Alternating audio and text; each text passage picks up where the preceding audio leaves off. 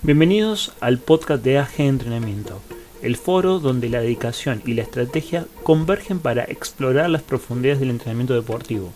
Mi nombre es Luis Alejandro González, soy fundador de AG Entrenamiento y su anfitrión en este espacio de diálogo y reflexión. Con una carrera de más de 15 años en el campo del triatlón y la natación, mi enfoque está en compartir conocimientos y experiencias que contribuyan al desarrollo y a la mejora continua de los atletas en todos los niveles. En AG Entrenamiento sostenemos que el progreso y la mejora son el resultado de un trabajo consciente y metódico. Este podcast pretende ser un puente entre la teoría y la práctica, ofreciendo análisis detallados, estrategias de entrenamiento y reflexiones sobre la preparación física y mental. Cada episodio está diseñado para proporcionar valor tanto a los entrenadores como a los atletas, cubriendo todo, desde técnicas de entrenamiento específicas hasta enfoques para una preparación integral. Nuestro objetivo es dotar a nuestras audiencias y a nuestros deportistas y a nuestros oyentes de las herramientas necesarias para afrontar sus retos deportivos con confianza y conocimiento. Invitamos a todos aquellos comprometidos con el perfeccionamiento de su práctica deportiva, desde aficionados hasta profesionales, a unirse a nosotros en este viaje por el vasto mundo del deporte. En AG Entrenamiento creemos que el poder de la información y el análisis para transformar la práctica deportiva lo son todo. Bienvenidos a nuestro podcast, donde iniciamos este camino juntos.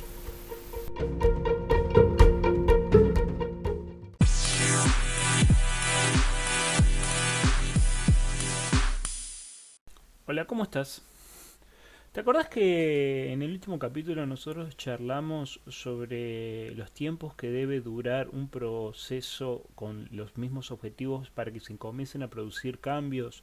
Que hablamos un poco de la variación del volumen y de la intensidad en formas ondulantes y que hablamos o justificamos por qué tiene que haber mínimamente 6 semanas en todo mesociclo donde hay un proceso de ganancia rápida y un proceso de estabilización. Bueno, ahora yo te planteo una pregunta al revés. ¿Qué pasa con el proceso inverso? Cuando dejo de entrenar por propia voluntad o por cuestiones ajenas a mí. Por ejemplo, lesión o enfermedad.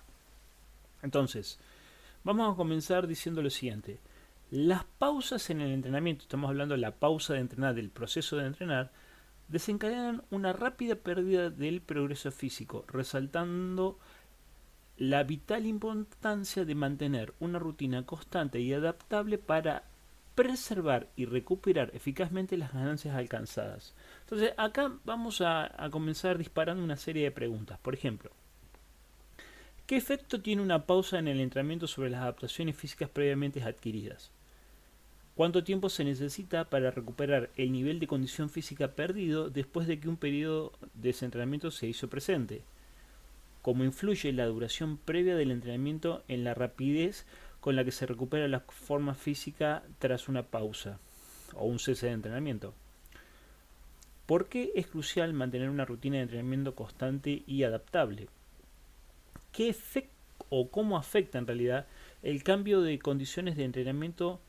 ¿Cómo pasar de una piscina corta a una piscina larga en el rendimiento de un atleta? Y por último, otra pregunta disparadora que podremos hacer es: ¿qué nos enseñan los ejemplos de atletas que enfrentan interrupciones en su entrenamiento sobre la gestión del desentrenamiento y la recuperación propiamente dicha?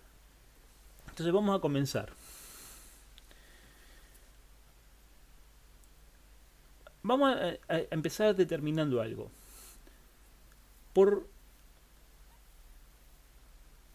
cada sesión que vos no entrenes, es como perder 4 días de entrenamiento. ¿Sí? Ese era un viejo principio que decía mi maestro, el cual comencé a entenderlo mucho más tarde. Porque en realidad la ciencia lo que nos está diciendo hoy día es lo siguiente: que se van a requerir 4 semanas de reentrenamiento para que un nadador, recuerden que en este caso no estamos enfocando en un nadador, recupere la condición después de una semana de ese entrenamiento. O sea que por cada semana que vos no entrenás, son 3 semanas que vas a necesitar para recuperarte, en promedio, básicamente.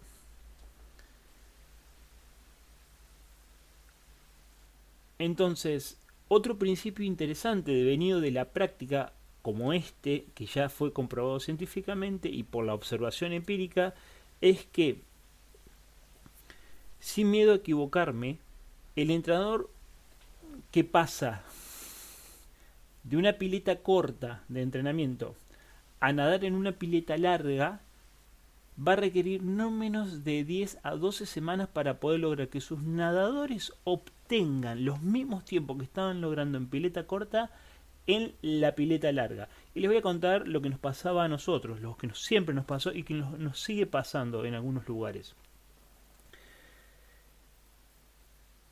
En invierno nosotros nadábamos en pileta cubierta de 25 metros, ¿sí? Entonces, todo el proceso de entrenamiento y todos los tiempos que se lograban estaban en función a las condiciones de instalaciones que nosotros teníamos disponibles para poder entrenar.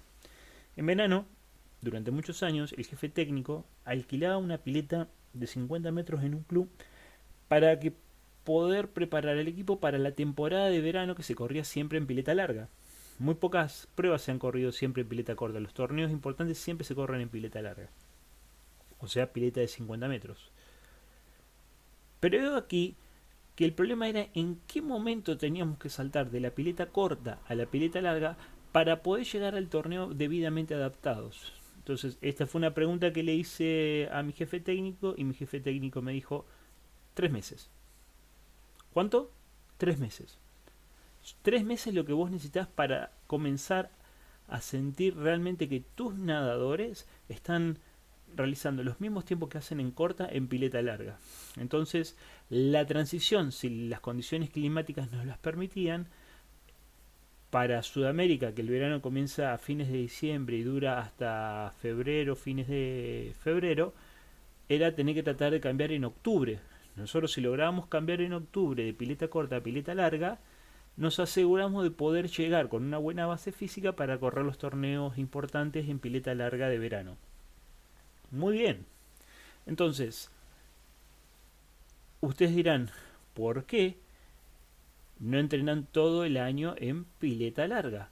Muy sencillo, porque la pileta larga o las piletas largas que teníamos en ese momento y que todavía seguimos teniendo acceso, o el equipo para el cual yo trabajaba tiene acceso, son piletas descubiertas. Por ende, en invierno dejan de ser funcionales y por eso hay que pasar a la pileta cubierta. Esta es cuestión circunstancial que te obliga a tener que cambiar de un contexto al otro, y esta falta de infraestructura necesaria para poder sostener entrenamientos en pileta larga durante todo el año obliga a tener que tener en cuenta en todo momento este proceso de entrenamiento de desentrenamiento. ¿Qué pasaba? Posteriormente volvíamos a la pileta corta a nadar, dejamos de rentar la pileta larga, volvíamos a la pileta corta y teníamos que reestructurar, recomenzar todo nuevamente.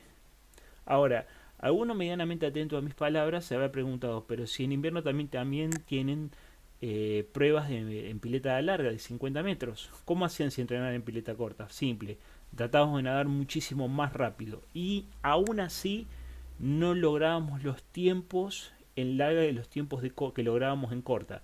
Más allá de porque hay más vueltas y la pileta es más corta y se puede generar más impulso de la pared, porque el tiempo de nado y la mecánica de nado se tiene que reajustar. Entonces siempre obteníamos más ventajas en los torneos de verano que en los torneos de invierno. Ahora, yo les voy a poner un par de ejemplos, primero sacados de la pileta y después sacados del atletismo, de la vida real, en los cuales pretendo que les representen a ustedes lo que implica este proceso de desentrenamiento, ¿sí? Consideremos el caso de una nadadora de élite que en plena preparación para los campeonatos nacionales, los últimos 7 meses de preparación tuvieron muchísimos problemas por cuestiones de lesiones y por obligaciones académicas, pues yo estaba en la universidad esta chica, una velocista era. A pesar de estas pausas, logró aumentar su resistencia de 58 mililitros por kilogramo, estamos hablando de consumo máximo de oxígeno por minuto, en las 8 semanas previas al evento principal, que ella corría, que eran 50 y 100, a 64 mililitros por kilogramo por minuto de consumo máximo de oxígeno. No obstante, un análisis que se realiza después, que lo hacen en el laboratorio del CENAR, 2 semanas después de la competencia, muestra que hay una reducción de la capacidad aeróbica, ¿sí?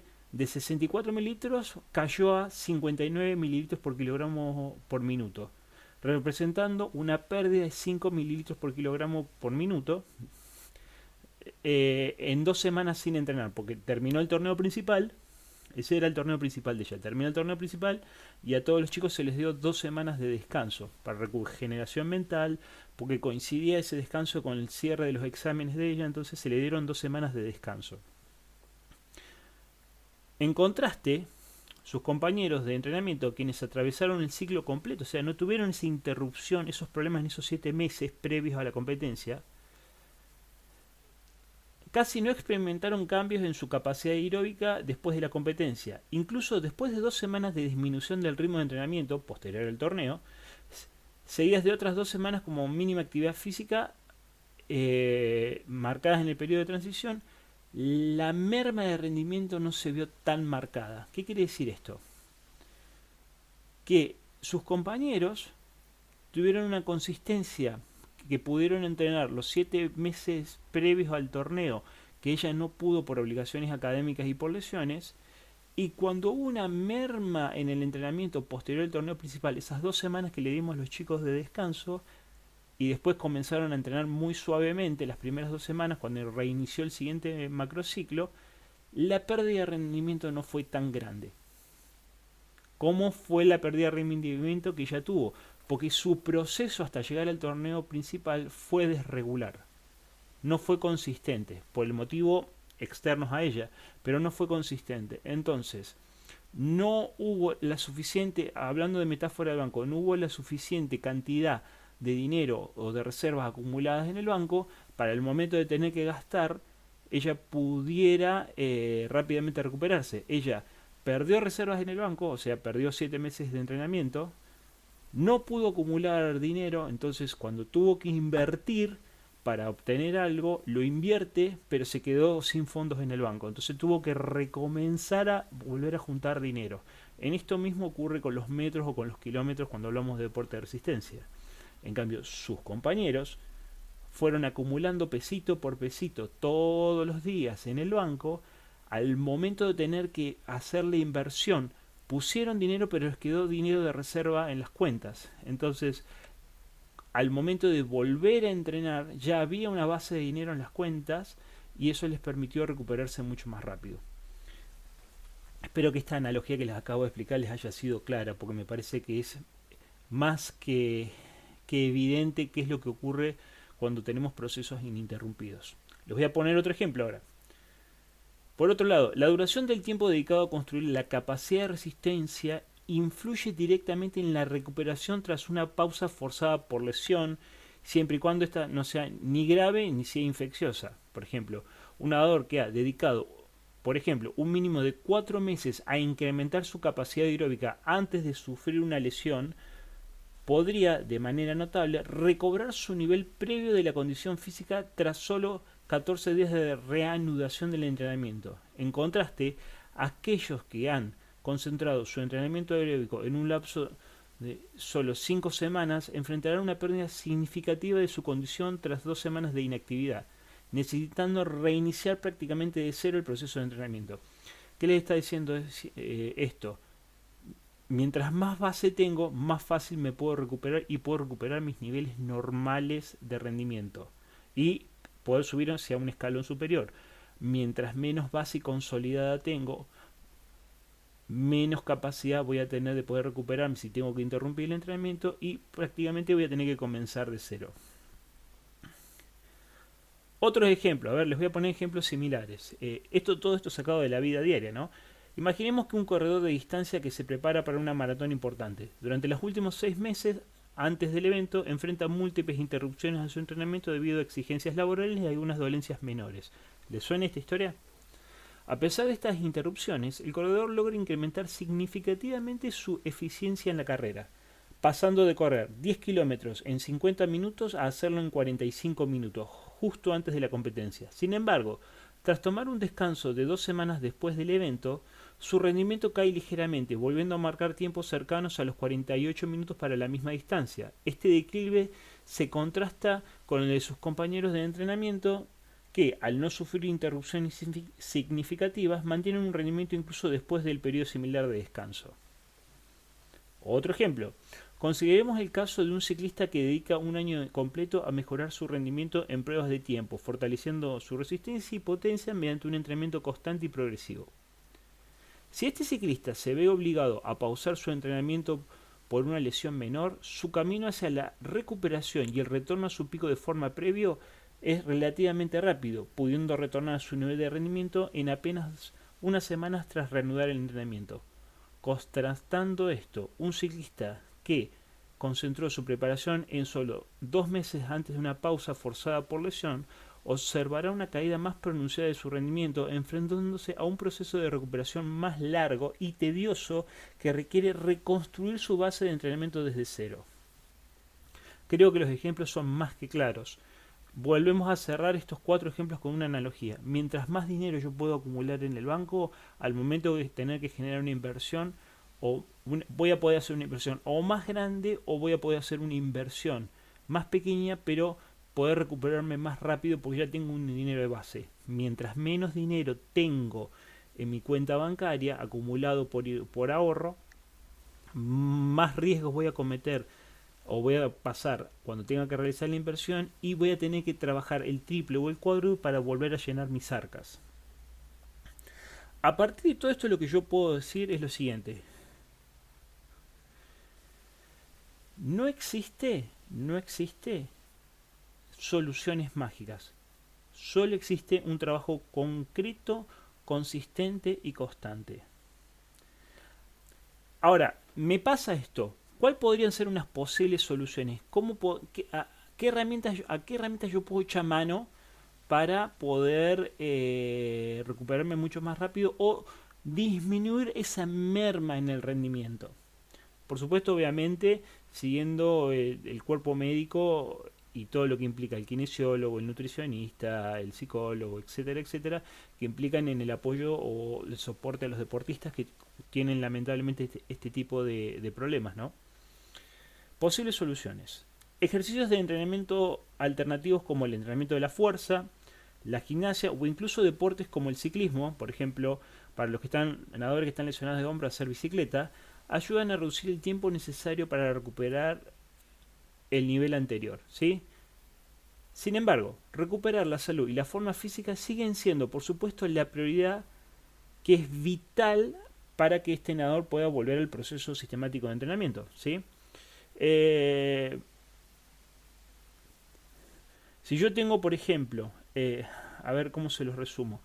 Si yo tengo varias competiciones sucesivas, como suele ocurrir y como está ocurriendo en este momento, que los chicos corren mucho los fines de semana, si yo no tengo una buena base sólida, el rendimiento puede mejorar al principio, pero indefectiblemente va a terminar cayendo hacia el final.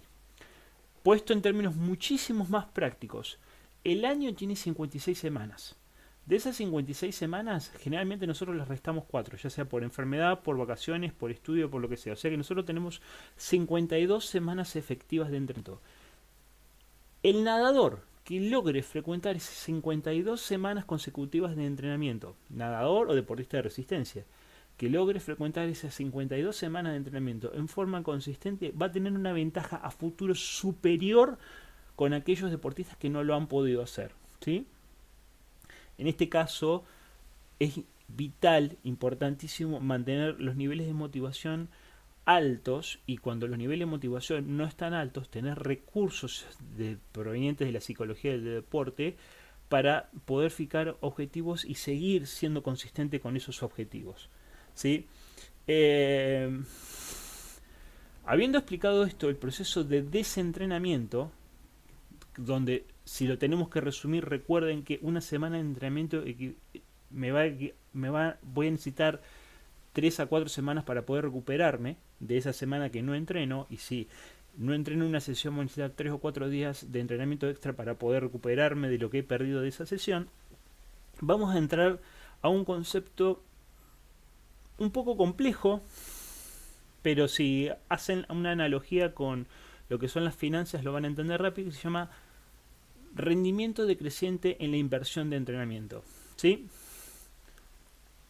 Yo voy a comenzar con una frase que me la enseñó mi mentor y que yo siempre digo, solamente la podés entender si frecuentaste muchos años el campo del entrenamiento, en el contexto, porque la tenés que agarrar con pinzas, y sobre todo si sos una mente medianamente iluminada. Mi entrenador siempre me dijo, y lo sigue repitiendo, el nadador tiene que dar el 110% de trabajo duro para poder obtener el 1% de mejora en cada entrenamiento. No alcanza con el 100. Si yo te lo digo así, vos vas a decir, trabajo duro siempre, leña, leña, leña, leña. Bueno, no es tan así. Por eso existe el principio de inversión del entrenamiento o el rendimiento decreciente de inversión de entrenamiento. Y te lo voy a pasar a explicar un poquito.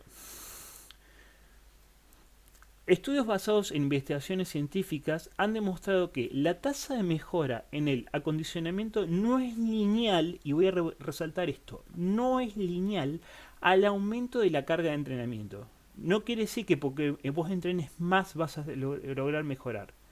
De hecho, el efecto de un aumento en la carga de entrenamiento, aumento de la intensidad, aumento del volumen o ambas, será diferente dependiendo del nivel de acondicionamiento del nadador. En efecto, cuando mejor sea el nivel de acondicionamiento, mayor será la carga de entrenamiento que se necesitará para lograr incluso pequeñas mejoras marginales. En consecuencia, los riesgos de lesión y sobreentrenamiento serán mayores. Dicho de otra forma, cuando mejor sea el nadador o el deportista, menos mejora producirá el mismo aumento de la carga de entrenamiento. Este fenómeno se llama, como bien lo dijimos, principio de rendimiento decreciente de inversión del entrenamiento. ¿Sí? ¿Qué te quise decir acá? ¿Qué es lo que me importa que te quede acá? Que tres cosas. Hay determinadas capacidades que voy a desarrollar que van a crecer muy rápido, otras que van a crecer a nivel medio y otras que van a tardar mucho tiempo en seguir creciendo. ¿Por qué? Por una cuestión extremadamente simple. Porque ciertas adaptaciones requieren mucho más tiempo que otras adaptaciones para poder consolidarse. Es como el ciclo anterior que hablamos de 6 semanas, pero extendido a lo largo del tiempo. Por ejemplo, las adaptaciones rápidas o más rápidas que se dan en entrenamiento son las de la fuerza. Ahora, que tus fibras aprendan a contraerse y que mejoren la contracción intermuscular no quiere decir que ese patrón coordinativo esté afianzado y que puedas hacer uso de él en todo momento. Acordate de lo que yo te dije la vez pasada, lo que rápido se gana, rápidamente se pierde. El consumo máximo de oxígeno tarda un tiempo medio, dependiendo del sujeto, en poder desarrollarse. Ahora, las adaptaciones cardíacas, o sea, el aumento del tamaño del corazón y de la fuerza contráctil de ese corazón, y la síntesis proteica, que se expresa mucho mejor en el cambio en el perfil genético del deportista, eso requiere muchísimos años de entrenamiento. Y también lo que te está diciendo que mientras mejor seas, vas a requerir mucho más entrenamiento para poder lograr una pequeña mejora, pero no hacer una cuestión excesiva. Teniendo en cuenta esto, que no quiere decir que porque yo invierto mucho voy a ganar mucho. Hoy hablando con un entrenador mío me decía, lo que me estás comentando es el principio de Pareto, que el principio de Pareto dice que del 100% del trabajo que vos haces, solamente el 20% es el que te representa las mayores mejoras, el otro 80% presenta mejoras muy bajas. Entonces, siguiendo esto, y es un principio que también Joe Friel lo destaca en sus libros, siempre los entrenadores tenemos que buscar las estrategias y entender la capacidad adaptativa de nuestros deportistas buscando lo siguiente.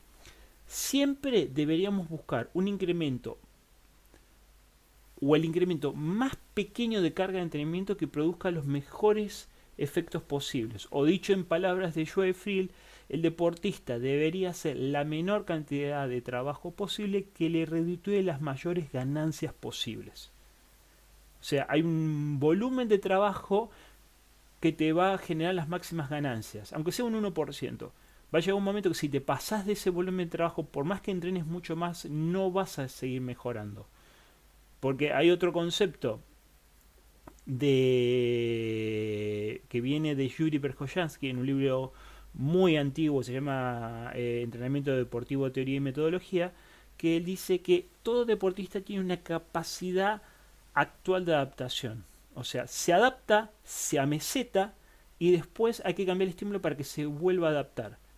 Por más que potencialmente puede dar mucho más, pero el organismo funciona de tal forma que llega un momento que se ameseta para autoprotegerse y después, si uno cambia los estímulos y tiene la paciencia para seguir entrenando sin perder los objetivos, vuelve a producirse otro cambio de mejora.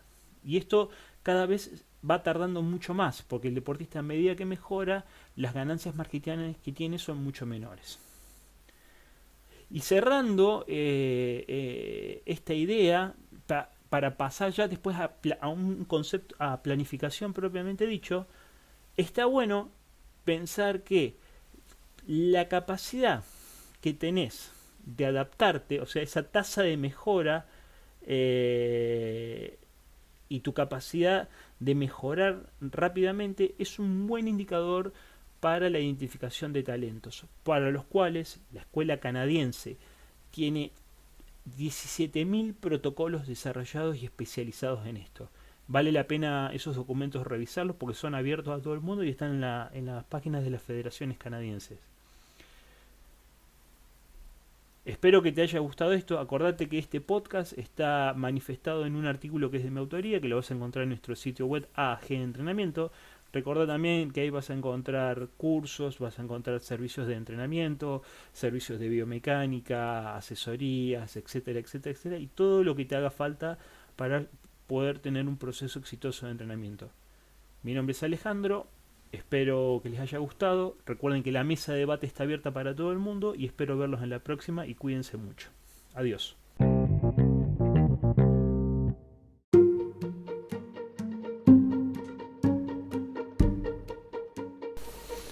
Con esto llegamos al final de nuestra reunión de hoy en el podcast de capacitaciones de AG Entrenamiento.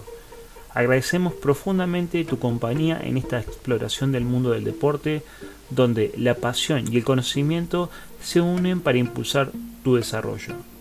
Te animamos a que te mantengas activo en nuestra comunidad, compartiendo tus historias y consultas. Cada voz agrega valor a nuestra misión de crecimiento colectivo y empoderamiento. Además, te invitamos a explorar los diversos servicios que ofrecemos, desde entrenamientos personalizados hasta talleres, seminarios y consultas, todos diseñados para equiparte con todo lo que necesitas para enfrentar y superar tus desafíos deportivos.